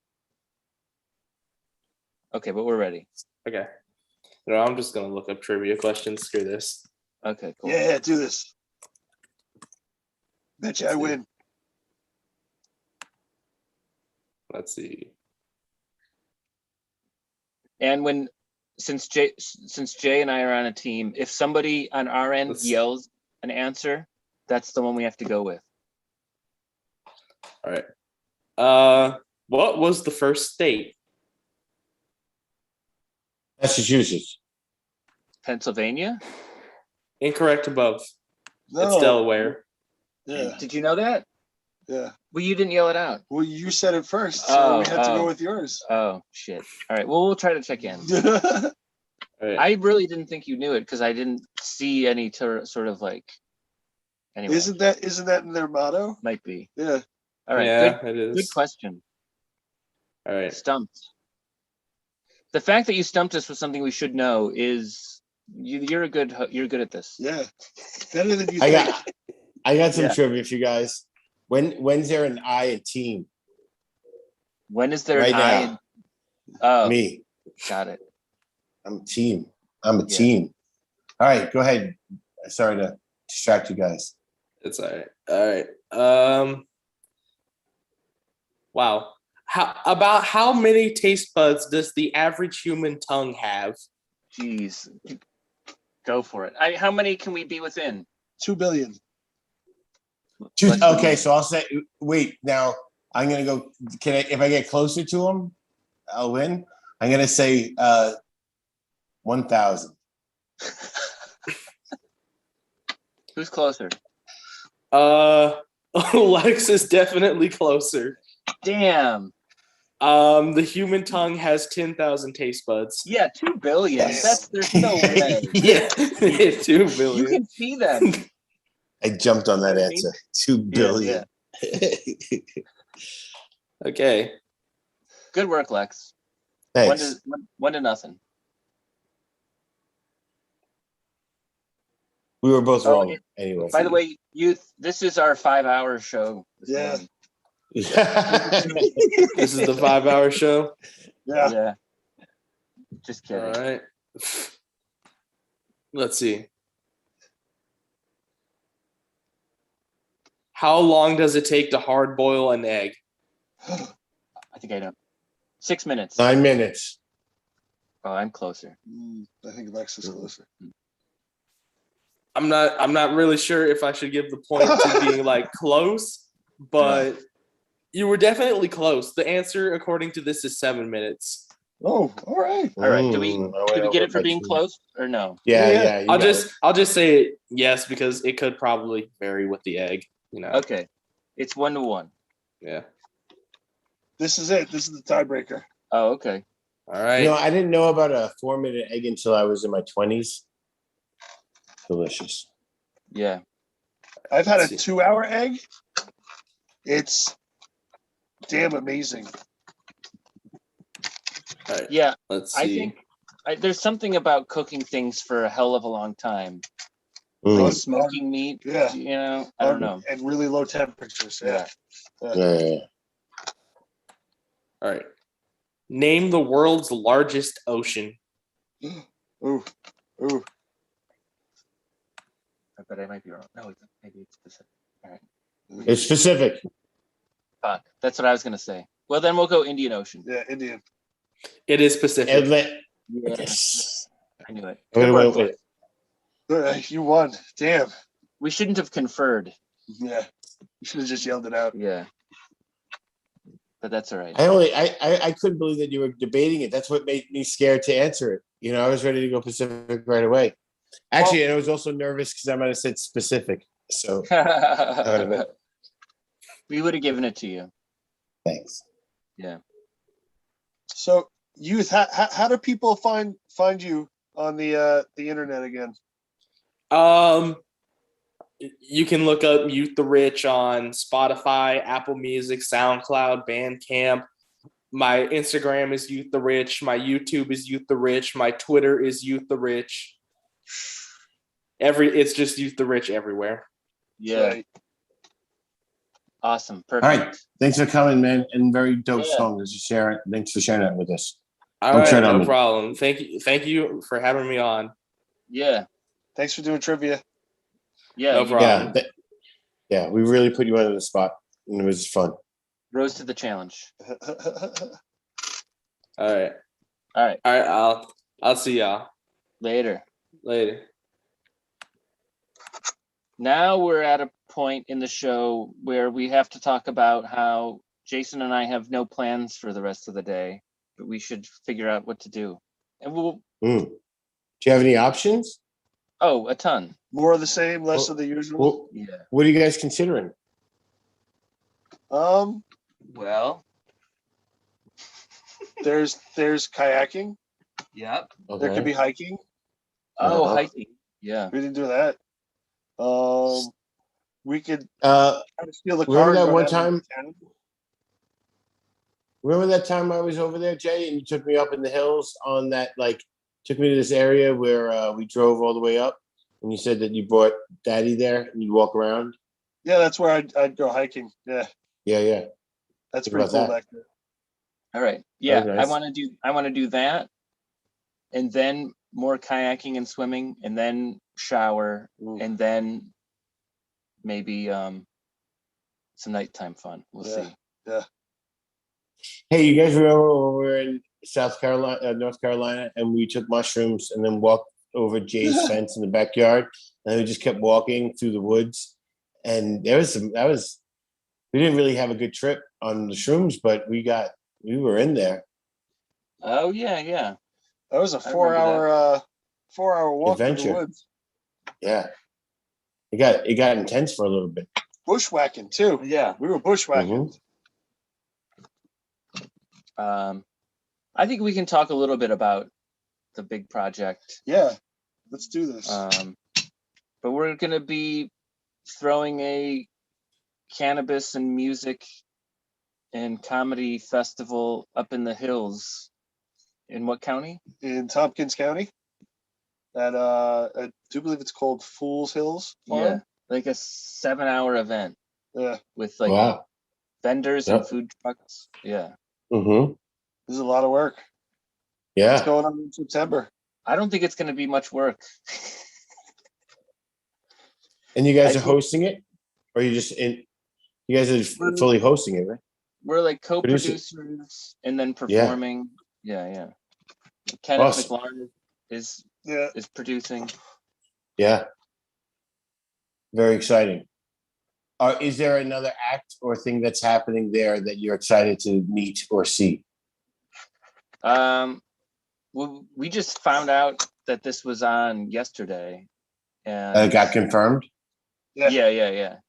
And there's like a list of, I think, hopeful musical acts that Kenneth is bringing from the area. I mean, I'm just in for all of it. Yeah. Yeah. Sounds great. We're hopefully we can get some of our friends down and or up and have them perform too. Maybe we can figure out a way to get like a bus to go from the city to upstate. But then you got to find your own way back. We'll get you there. I see the bus being just like the Muppet bus, you know, like with Keys driving. You know, do you remember that for some reason would be a nice bus you guys could drive. Oh yeah. Well, I'm really excited to see Kenneth, and I know Kenneth and his wife are going to be performing, and they do the whole singing notes and slinging jokes thing. So that's going to be cool to her, because his wife has a really beautiful voice, and so that's going to be fun, and the music, and there's going to be lots of vendors, not just weed vendors. There's going to be lots of vendors. Yeah. Jay, if you could sing, if you had a beautiful voice, what kind of beautiful voice would you like to sing like? Oh, I'd want to sing like either Alicia Keys or Marvin Gaye. Something smooth. I think Sam Cooke is my top all-time voice. Yeah, that's it. Sam Cooke is a great voice. Yeah, I remember you saying that once to me, and I put that in he's definitely made it for me up there too. Yeah, there's a great documentary. Speaking of Netflix, there's a good documentary about him. Really? Yeah. And about his like mysterious death. It's kind of like a downer. It's like. Wasn't he got killed by his father, right? No, the Marvin Gaye was shot by his father. Sam Cooke was shot in a hotel by, I think, the manager of the hotel. But there's been a lot of like things that have come out over the years that the California police, I think it was the LA police specifically, just didn't investigate it. Interesting. And really sad. I'm going to go with Annie Lennox. Annie Lennox always surprises me. I knew you were going to say her in a way. We were listening to the Pretenders last night around the fire, and her Chrissy Hines voice made me think of Annie Lennox, who I know you love. Yeah, I'm a sucker for Annie Lennox. Yeah. Were you into her when you were a kid, or was that more of an adult? Eurythmics. No, Eurythmics. When she was Eurythmics, I didn't know her solo stuff or anything, and then she kind of had this like little bit of a comeback, and when she did like Walking on Broken Glass, and there was another song that she did too. But I think that's when I was like, oh, that's Annie Lennox. I was like, and then I went back and I just went through her catalog. I was just like, I mean, that woman's voice is so powerful. I love it. And if I haven't ever mentioned on this show, I probably made you watch it, guys, but is like when she sang the other side of the duet with David Bowie, and they did Under Pressure. They did that in like a Wembley. That's it. I think Wembley Stadium, that big massive one, and they did that. And holy shit, I never thought somebody could top Freddie Mercury's voice, and then she did that. It was just like, very cool. I think somehow I have a memory of you blasting the Sweet Dreams song in your car. No, man, they were the Eurythmics were ahead of their time, man. They were jamming. It's a good beat.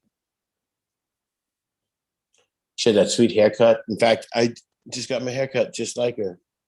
Oh, let's go back. Nice. It's at that point where I can't comb it now, so I just have to wear a hat all the time. Just wear a hat all the time. Looks great. You know, next time I get a haircut, I think I'm gonna get like I'm gonna get some razor things on it, like the 90s. because Oh, yeah? I don't have a job. Yeah, I got nothing else to do, so might as well just maybe a laser or a lightning bolt. If you guys have an idea, maybe I'll get like a Nix. Tell me. You guys have a suggestion? Maybe I'll get somebody who knows what they're doing to shave a cool picture in my head. Right. Or post in the comments. Maybe Mount Rushmore, but with 4 of your faces. Tell them to go. If you do that, tell them to go with like the fat lines in the back of your neck when you go like this. Everybody's got them. I got them. Maybe like a Michael Jordan, the Air Jordans dunking, but it would be me and I have a joint in my hand, like a bong. That would be good. Yeah. Why not just the fun with Lex? Do a fun with Lex. Oh yeah, that's a good idea. Fun with Lex. Oh, that's not a bad idea. Not a bad idea, Joe. Is that Ethereum stuff in the background, or is that not? It just looks like Ethereum coincidentally. It just looks like Ethereum coincidentally. Yeah. It's just some cool cartoony things that visuals. Yeah. I was just telling Jason yesterday that I should have, and it was advice that we all talked about after the fact, but when I went up to 1,000 for crypto, when I doubled, I should have pulled out. Yes. I should have. Yeah. We all should have. I was there too. In fact, I did exactly what I had. I actually pulled mine out and then I put it back in. But then I still did all right. But I could have done a lot better for you just do exactly what you said. Yeah, but all it is, I think we talked about is we had to wait longer. But it's so funny how greedy you get, right? It's because of greed. It's true. Can we get greedy. A crypto report? Do we have a little what's Bitcoin doing and everything right now? It's still going down pretty bad. It's at 31.5, somewhere around there. I mean, the consensus for anybody is like it's going to kind of do what this is doing for a little bit, probably till the end of the month. I think a lot of people are really hopeful that August 6th, the first week in August, Ethereum 2.0 goes live, the hard fork, and then that might kick in Cardano is supposed to have some kind of big news coming out. So there's some idea that maybe the altcoins will kind of pull Bitcoin out of this and then they'll kick off. But, when you look at it, it's interesting. Everybody's really thinks they're not sure. When you look at the chart, it's supposed to be going down, but then it can't get lower than 31. Like they keep trying to push it. So I don't know. I wouldn't if anybody has money in it, you just ride it out. And if you don't put money in it, just wait a little bit. But we're not financial advisors. We're we're what they call dumb money. Yeah. Dumb money. We're just trying to figure this out. Well, listen to this article. Listen to this article that Don just sent me. It says Dogecoin co-creator explains why he doesn't plan to return to crypto. Mm-hmm. And he says it's controlled by a powerful cartel of wealthy figures. Great. Yes. I knew it. Damn it. Hey, listen, if you didn't know that Bitcoin and all cryptocurrency was an alien Ponzi scheme, that's, this is literally alien technology given to the aliens to the highest elite of the human race to slowly indoctrinate us and enslave us into technology, then, that's your fault, buddy. Yeah. Well, I'm a believer now. All right. Yeah. The good thing is also nobody's ever lost money. If it's in Bitcoin, nobody's ever put money into it and actually held it for more than 2.5 years and not doubled their money. So. Jeez, this is breaking news also from Don. This is from Bloomberg News. Ethereum co-founder says safety concerns has him quitting crypto. I should be posting these in the chat for people who this is called FUD. Are you spreading FUD? Are you FUD? I'm listening. Oh, me? What? Oh, FUD. I was saying when you Well, I don't know. I mean, you're just doing it. You could do it. I'm not saying you're not right or wrong to do it. I'm not saying that. But it's interesting how much shit. That's one of the things that is being said is like there's so much shit talk in the news about all these problems, right? And yet, if you look at what the people who have money are doing, they're actually spending money. They're the ones buying. Right now, it's not the normal retailer. It's not the small person. It's the big money going into it, which is, but it's not actually. The truth is actually the money's just sitting there. The volume is so low. That's one of the reasons why the price is stagnant, and it's basically a fucking stable coin right now. Yeah. You know, there's just no interest in it right now. But that's why we'll see. But that's traditionally in some times it isn't. The weird thing is, though, I'll say this is there's a weird lens flare on your lens now. Is that the other markets, like the stock market, is going nuts, and there's other things that are even more volatile than Bitcoin, and people are putting their money into it. So there's two different thoughts on why that's happening, and I'm talking too much about crypto, so you guys could look it up. You guys should do research or DM me, and I'll tell you. I'll send you. You're not talking too much about it. Oh, all right. I feel crazy sometimes. I'm like, I'm the only I have nobody to actually bounce it off of like ideas. Not that you guys don't, but I'm like, I feel like I'm just talking into air sometimes. Not to you guys. I try to talk to my other friends here too. 3 o'clock in the morning. I do think that the technology is amazing, and I think that eventually all these altcoins are going to break off of Ethereum, off of the Bitcoin wave. Not that Bitcoin will ever lose value, but I'm saying like it won't be that everybody's reliant on these other things. So it's interesting to look at the technology that different companies are bringing. And it's not a get rich scheme. That's the other thing. The only people who are really getting super rich are super lucky people who are gambling by taking out leverage and doing shorts and longs and those kind of things. And that's like straight up gambling. But if you're like putting money into a thing that you believe in, or you could put it into money, which by the way, that's the other thing is, I'll just say it's interesting because I'm learning about this shit that like how inflation is working in America right now and the world is like the dollar is, they just printed a shit ton of money. So like inflation and all that, you put your money into a regular bank. If you're not getting a yield, if you're not getting a return back on your money of 5 to like 7%, then you're basically losing money. Like if you're not getting, but we're also people who don't even have money in the bank. So what am I talking about? But it's just interesting how like, man, it's just made to just we just yoke people's money. And if you don't know what you're doing, it's just like, just like a current just shaking. Yeah. And what's interesting too is they know it's coming. I don't know what's happening going into the future, but this wave after COVID, it's like, especially if there's like a second wave, not a second wave, but a third or fourth wave, they'll probably call it fourth wave, right? Who knows what the economy is doing? But I mean, they talk about, I learned more about like the housing market, how that's even more of a bigger cycle. And that thing's going to be peaking over the next like 4 or 5 years. And things are crashing. And then you just hear this forever and ever. And you're like, oh my God. Fear. Right. Do you guys mind if I change the topic? No, go ahead. Please. Yeah, Lex, you were just on the podcast with Steve Fingerstyles. I didn't get to listen to it. We were going to listen to it last night, but we just like knocked out and fell asleep. Yeah, we fell asleep. That's cool. How was it? Tell us dude, it's so fun. And I'm so glad to have gotten to one-on-one with him because he's always so funny on our show. But it's the podcast. If people don't know, the podcast and Steve Fingerstyles. He's a great interviewer.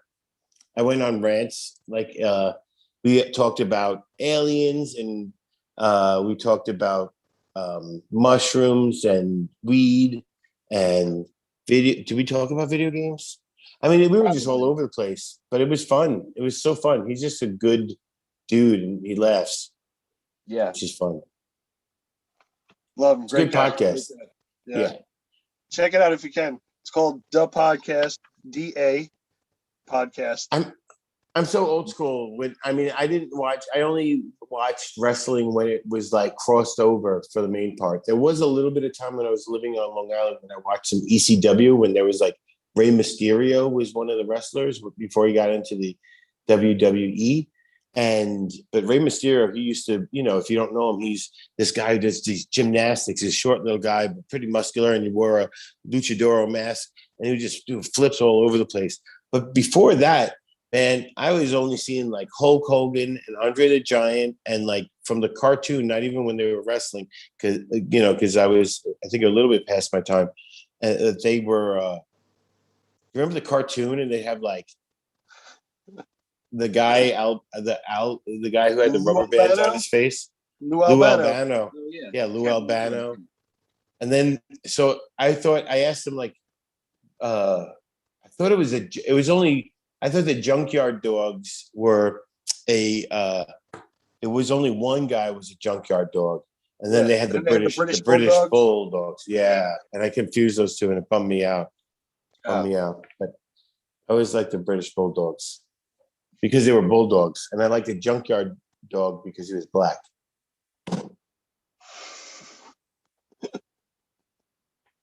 The funny thing about watching wrestling was that when I was a kid, I think I liked every wrestler. Yeah.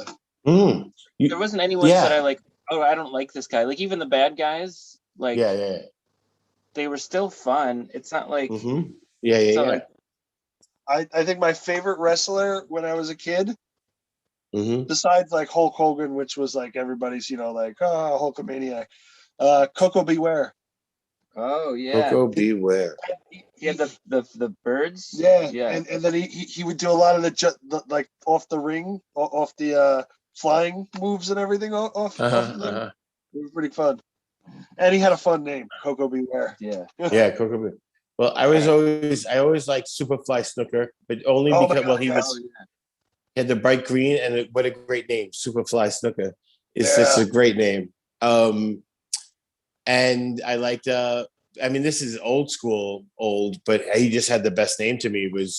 I think his name was Ray the Animal Steel. Oh yes, Right, the Animal Steel. George the Animal Steel. George the Animal Steel. He was a college professor.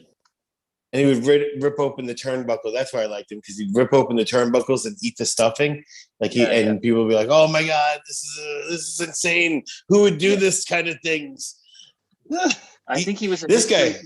Yeah, I think he was a history professor or English professor after wrestling. Yes, one of those. Yeah, brilliant. I love it. It was a great character. Yeah, so fun. It took me a while, but I found a link to the podcast, and I put that in the. Chat. Thank you. Yeah, thank you. Thank you for helping me share that. Yeah, we have 2 minutes left. I mean, we're almost done. Hey, look at this kind of space. If you guys went to space and you don't see color, would you be bummed out? Space is so vast that it's like if you're dropped anywhere in space, you're in all likelihood you're not going to see anything. Yeah, that's what I'm saying. Right.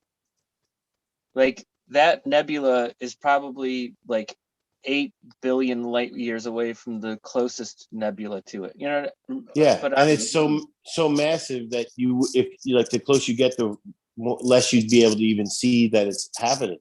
You have to be so far away to even see that it's a nebula. Yeah. But I hope there's times where we could do like Star Wars stuff and just zoom up to the front of something and be like, all right, let's go in, but only at impulse power. Oh, right. Yeah. That'd be fun to talk about, that kind of stuff. Yeah. Whoa, that was crazy when we had to slow down to impulse power. Yeah. Like, hey, can we go to warp drive already? Yeah. Like, I know time is like relative based off of speed and gravity, but come on, please. Good. Hey, before we go, good news. Kenneth just sent us an update, and we actually sold $100 worth of tickets so far. No, we have a vendor. Is that what it was? Yeah, I read these things sporadically off of other people's phones. It's Elon Musk. Elon Musk is coming to the show. Elon Musk will be at the festival. Yeah. Do you guys? We have what, like 1 minute left. Do you want to put out anything to the universe? Oh, I sure. want the next couple of months to just be like happy and joyous and run smooth. That's good. Yeah. I'm doing Monday shows at the Tiny Cupboard in Ralph, and those have been great. We've got like 12 on average, 12 people will show up, something like that. Okay. All right. Cool. It's Monday night, Nice. but Yeah. but they've been really good, and we've like hung out afterwards and like met new people, and I don't know, people who've been there have been very complimentary about how chill and relaxed the show is. Yeah, it's very good. Good. I'm glad you guys are doing it. Yeah. More people come. Sharing love. That would be great. Yeah. Yeah. All right. I love you guys. Yeah, I love you. Great seeing you. Yeah. Have a great time. Are you exhausted? Are you exhausted? Are you going right to bed?